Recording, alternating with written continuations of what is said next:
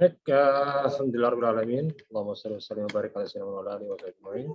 Bismillahirrahmanirrahim. Kita lanjutkan lagi bagian yang ketiga mengenai pengantar atau periodisasi dalam penyusunan hadis tadi ya. Jadi kalau bisa kita ringkas sebenarnya ada tiga, tadi ada empat ya. Pertama pada masa Nabi SAW dengan karakter telaah pada dasar-dasar ilmu hadis ya. Oke, saya akan ringkaskan di sini di share screen. Jadi bagi kawan-kawan yang mungkin agak sedikit kerepotan dalam membuka YouTube dan sebagainya, tidak apa, karena masanya kan yang penting ada komentar dulu, dan juga isi absen juga sesuai dengan jadwal jam, masih lama sampai jam 2 ya, saya bebaskan sampai jam 2, atau nanti bebas waktunya. Baru untuk bagi yang mungkin berhubungan dengan koneksi dengan kuota, saya minta maaf juga, tidak apa-apa, berikan uzur sedikit tidak apa-apa ya. Jadi khususan saja bagi yang kehabisan kuota atau mungkin koneksinya agak sedikit jelek, silakan mungkin ada install, saya nggak tahu dulu ya, ada supaya mengurangi menonton. Ini kan sudah paling sedikit ya filenya, jadi murah saja atau ringan saja kuota YouTube-nya ya. Nah, ringkasannya dalam membuka ilmu hadis ini, pertama pada masa Nabi SAW telah dasar ilmu hadis. Jadi setelah ada hadisnya, baru ada muncul ulumul hadisnya. Jadi ilmu hadis juga ada muncul. Ya, ilmu hadis ini yang kita pelajari ini ulumul hadis namanya. Ya, ulumul hadis. Tapi kalau hadisnya sudah kita bahas tadi, karakternya sampai pada masa sahabat dan tabi'in. Nah, kalau ilmu hadisnya sudah ada dasarnya. Kemudian secara lisan daripada masa sahabat, kemudian masa tabi'in timbul secara tertulis tetapi belum terpisah dengan ilmu lainnya. Tabi'in sudah mulai fokus, dan pada masa tabi'in abad keempat sudah banyak kitab-kitab yang membahas tentang materi-materi tentang ilmu hadis ya.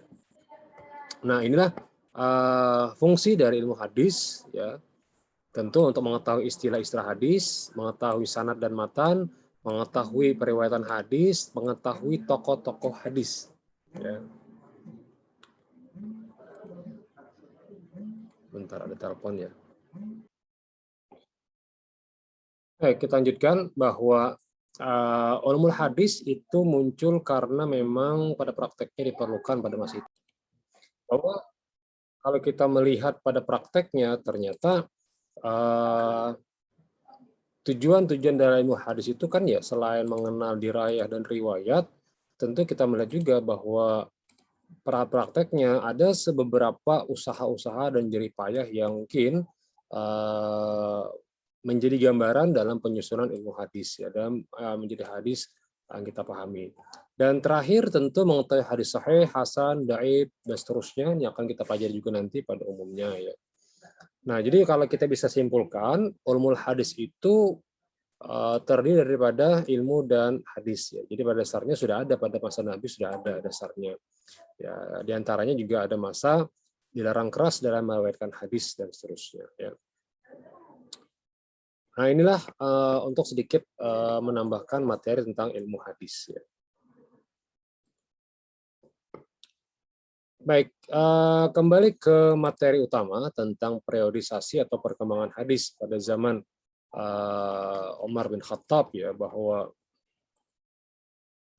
kalau begitu saya akan ringkaskan saja.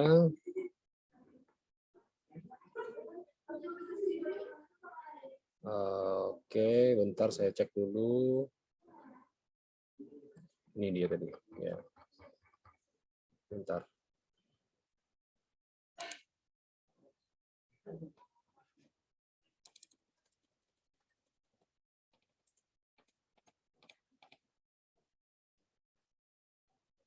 Baik, saya akan share screen. Ini dia. Bahwa ciri-ciri hadis pada periode kedua itu dengan menggunakan lafal hadis asli.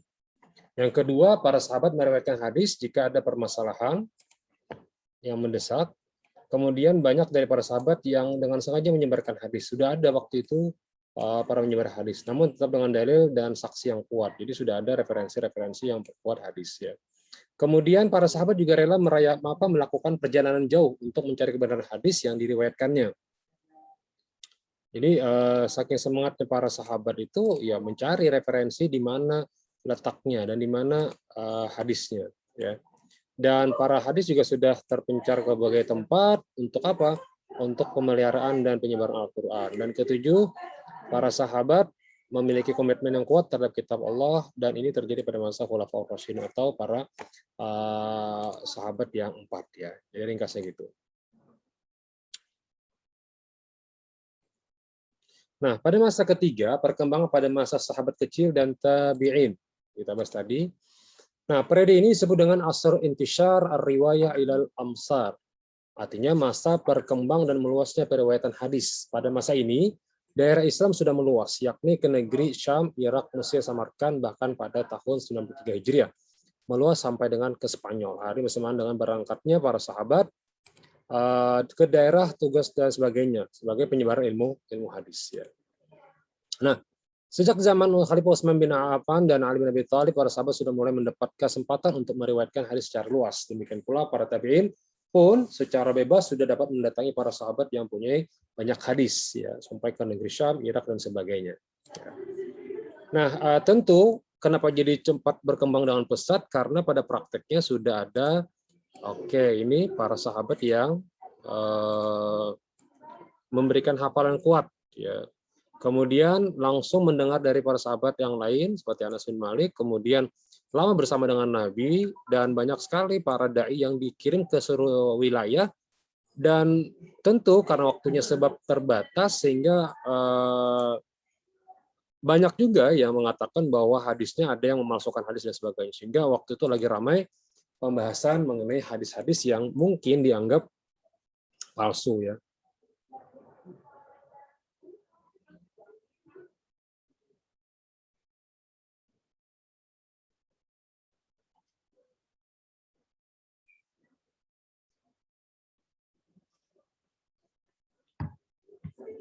Baik. Di luar lagi ramai kawan-kawan diskusi, kawan-kawan diskusi ya, tapi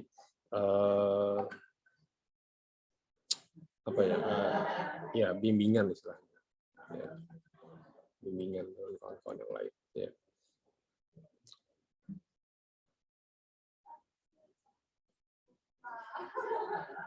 Baik, kita lanjutkan saja ke ringkasan yang kedua mengenai masa periodisasi hadis yang ada di, saya akan siapkan dulu bentar.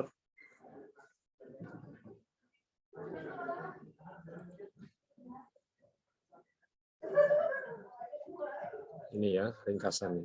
Oke. Nah, jadi kalau kita bahas ini masa periode kedua, pada tahun 100 Hijriah, Khalifah Ibnu Al-Aziz memerintahkan kepada gubernur Madinah sampai selesai. Kemudian disusunlah pada abad kedua Hijriah dan dapat di tengah-tengah kita kitab Muwatta. Jadi pada abad kedua Hijriah itu sudah ada karya yang ditulis oleh Imam Malik. Ya. Bentar kita ulang sedikit dari sini. Periode 1, periode kedua. Ya. Ciri-ciri hadis kedua, abad kedua ini adalah hadisnya mencakup hadis Nabi, fatwa sahabat, dan tabi'in. Banyak juga hadis yang ditulis itu dalam dikelompokkan dalam judul-judul tertentu. Pak, sulitnya Pak Allah memahami, Pak. Apa ya caranya ya? Ringkasnya setiap periode ada ciri khas atau pengantar sedikit lah. Makanya tadi saya bilang coba baca dulu materi yang saya share tadi ya. Makanya kalau sudah share materi itu dibaca dulu supaya jangan terlalu jauh pemahaman bingungnya nanti. Ya. Ini tadi kan ilmu hadis ya. Ini sudah saya share tadi. Kemudian masuk ke ini belum. Ini nanti ini minggu depan insya Allah. Ya. Kemudian masuk dulu ke ilmu hadis. Ini tidak saya bagi ya. Jadi kawan-kawan bisa mencatat saja. Nah, pada periode abad ketiga muncullah namanya masa penyaringan dan tashih hadis. Seperti yang tadi saya jelaskan bahwa pertama kegiatan ulama hadis pada abad ketiga Hijriah. Pertama, satu mengadakan perlawatan atau rehlah ke daerah-daerah. Pada awalnya hadis yang dibukukan hanya berasal dari kota-kota tertentu saja. Ya. Nah, usaha-usaha ini dimulai pada masa siapa? Kita lihat di sini ada Imam Bukhari, kemudian diikuti Imam Muslim, Abu Dawud, Tirmidzi, dan Nasai.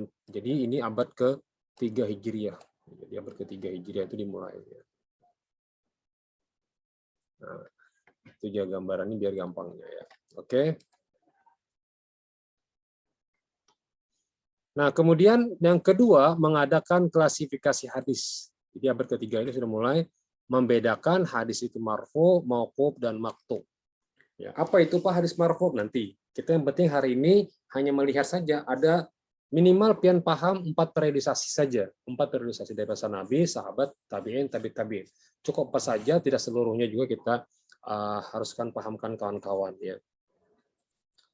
Kemudian yang ketiga mengadakan seleksi kualitas hadis ya. Jadi pada masa ketiga ini memisahkan antara hadis sahih dan hadis dhaif ya. Siapa pelopornya sudah kita bahas sebelumnya, Abu Daud, At-Tirmidzi, Nasai, Ibnu Majah sebelumnya ya. Dan seterusnya. Yang keempat menghimpun pembelaan terhadap kritik dari luar. Nah, ini muncul dah mulai pada masa itu kritik-kritik ilmu hadis atau ilmu kalam ya terhadap riwayat-riwayat hadis. Nah, ini juga sudah mulai muncul. Kemudian yang kelima banyak kitab-kitab hadis berdasarkan tema. Temanya misalnya tentang taharah semuanya. Bersuci semuanya. Kemudian tentang sholat semuanya, tentang puasa semuanya ya. Metode ini adalah yang dirintis oleh Imam Bukhari, makanya per bab kan Imam Bukhari itu yang memiliki. Kemudian diikuti oleh muridnya sendiri yaitu Imam Muslim. Imam Muslim juga meriwayatkan hadis yang sama. Kemudian Abu Daud. Nah, bentuknya ada 3 sistem dalam penyusunan pada periode ketiga Hijriah ini, abad ketiga ini. Pertama, kitab sahih, hanya hadis sahih saja.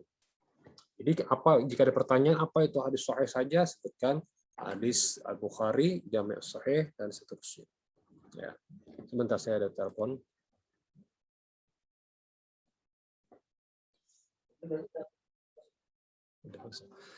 Baik, ramai hari ini untuk diskusi-diskusi singkat. Lanjutkan ya, dari sedikit lagi materi tadi. Saya mana tadi? Oke, ini tadi ya, sampai penyusunan hadis ya. Jadi kitab-kitabnya, jadi tugas pian silakan dikomentar di bawah.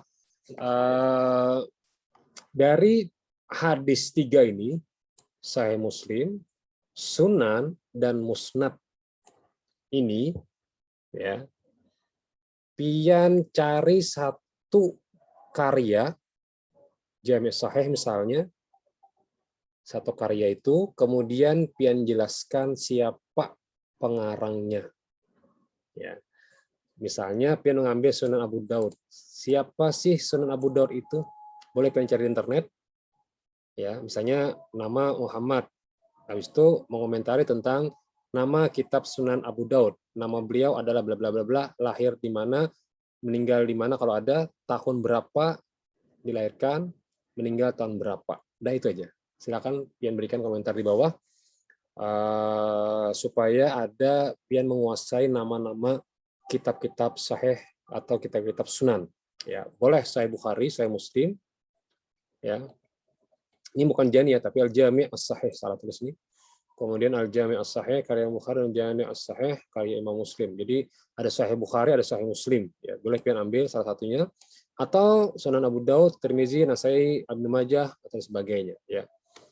Atau boleh kitab Musnad, misalnya Musnad Aisyah atau sebagainya. Ya, silakan pencari dan masukkan ke komentar supaya tambahan pembelajaran pian menguasai ilmu hadis ya.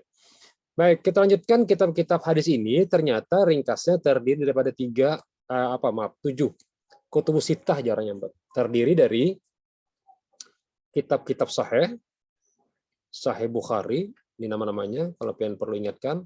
Apa saja kitab Sahih Bukhari, apa kitab kutubus sittah itu ya? Nah, pertama Sahih Bukhari, 2 Sahih Muslim, 3 Sunan Abu Daud, 4 Sunan Tirmizi, 5 Sunan An-Nasai, dan 6 Sunan Ibnu Majah. Disebutkan dengan sittah. Sittah itu artinya 6. Kutubus sittah berarti kitab-kitab yang ada 6. Ya. Nah, ada juga yang berpendapat kutubus tis'ah, 9. Tambah lagi Al-Muwatta, Imam Malik bin Anas, dan Sunan Ad-Darimi karya Imam Darimi, dan Musnad Ahmad karya Imam Ahmad bin Hanbal. Jadi tambahannya jadi boleh sebutkan saja kutubus sittah atau kutubus tis'ah. Jadi ada 6 atau ada yang 9 ya. Nah, periode yang keempat ini disebut dengan periode pemeliharaan, penertiban, penambahan, penggabungan, pensyarahan, dan pentakhrijan. Jadi periode yang keempat ini lebih cenderung prosesnya adalah pemeliharaan. Kegiatan ulama abad ini ditunjukkan kepada pemeliharaan hadis dengan cara satu, mempelajari, menghafal, memeriksa dan menyelidiki sanad, menyusun kitab-kitab baru untuk melihat ketertiban isi sanad dan matan, dan yang kelima, memberikan syarah dan komentar hadis. Jadi sudah ada syarahnya, penjelasan daripada hadis tersebut. Ya. Jadi nanti kegiatan pada abad keempat ini diantaranya adalah ini. Ya. Di antara kitab-kitab yang tersusun pada abad ini adalah kitab Sahih karya Ibnu Huzaimah, Al-Anwa' wa Taqsim Ibnu Hibban, dan Muntaqa karya Ibnu Jarud. Ya.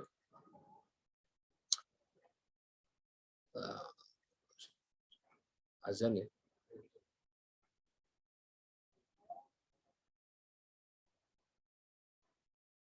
Oh. Baik, silakan tugas pian. Setelah Anda meresum, jawab pertanyaan ini. Nomor berapa ini jawab, Pak? Pertama, nomor 1. Kedua, nomor 2. Dan ketiga, nomor 3. Jadi 3 soal, silakan pian jawab di resuman pian. Jadi setelah ini, pian resum, kemudian pian jawab di buku pian. Apakah dikumpul, Pak? Nah, jadi yang dikumpul adalah jawaban dari soal pian yang saya bikinkan link di di WA group itu, kan ada linknya ya. Silakan pian jawab pertanyaan ini dan masukkan ke link grup. Jadi resumen dia apa ya, Pak? Resumen simpan, jangan dikirim resumennya, yang dikirim hanya soal-soal latihan ini dan pian jawab ya. Kenapa? Karena resumen, Pak, resumen itu jawabannya ini sama aja, cuman bedanya pakai nomor ya. Tapi tetap sama kan, nanti setelah pertemuan terakhir kan akan dikumpulkan dan tugas pian nanti akan menjadikan materi yang dijelaskan nanti per pertemuan menjadi sebuah resumen atau materi yang sifatnya itu kayak buku pelajaran ya. Nanti misalnya kelompok 1 si A, B, dan C, silakan Anda membahas kelompok pertemuan pertama kita. Pengertian, definisi Quran, bla bla bla, atau definisi Quran. Kelompok 2, 3 orang atau 4 orang, silakan pian menyusun buku atau menyusun materi dari materi yang saya bahaskan kemarin. Boleh dari materi ini, boleh juga tambahan dari PPT, PowerPoint, boleh juga tambahkan dari beberapa referensi buku lainnya. Boleh buku-buku pian cari internet, tapi jangan kopas, jangan di-copy dan di-paste. Tapi sifatnya adalah dipahami, dimaknai ulang, dan dihapus punya orang lain, kemudian tuliskan dengan bahasa pian sendiri. Sudah pelajari dulu ya waktu kita masuk pertama kemarin ya, ada cara-cara supaya jangan plagiat ya. Nah, ini sekarang dimulai. Latihannya adalah dengan cara meresum, kemudian resuman itu jadikan sebuah buku nanti. Nah, buku apa? Per tema beda-beda. Ya, makanya setiap yang saya jelaskan itu kan ada resumennya loh, Pak, aja ada. Dan ada saya resumkan dan ada juga videonya. Supaya apa? Supaya nanti ketika saya minta jadikan sebuah tugas akhir, Anda sudah punya resuman masing-masing dan dikelompokkan dengan kelompok pian, gabungkan jadi satu, bikin dengan kalimat yang sifatnya SPOK lah, ada subjek, predikat, objek, dan keterangan, dan lengkapkan dengan materi yang pian dapatkan ya dari buku lain atau PDF lain atau jurnal lain atau materi dari website lain. Tapi ingat jangan dikopas, tapi dikopi pemahamannya saja, pastekan dengan bahasa pian ya gitu ya. Silakan. Pembelajaran kita hari ini lebih cenderung adalah ada berapa periodisasi sejarah penulisan dan perkembangan hadis Nabi. Di part materi 1 sudah saya bahas. Yang kedua, jelaskan ciri khusus dan ciri umum setiap periode perkembangan tersebut juga sudah dibahas di materi 2 tadi.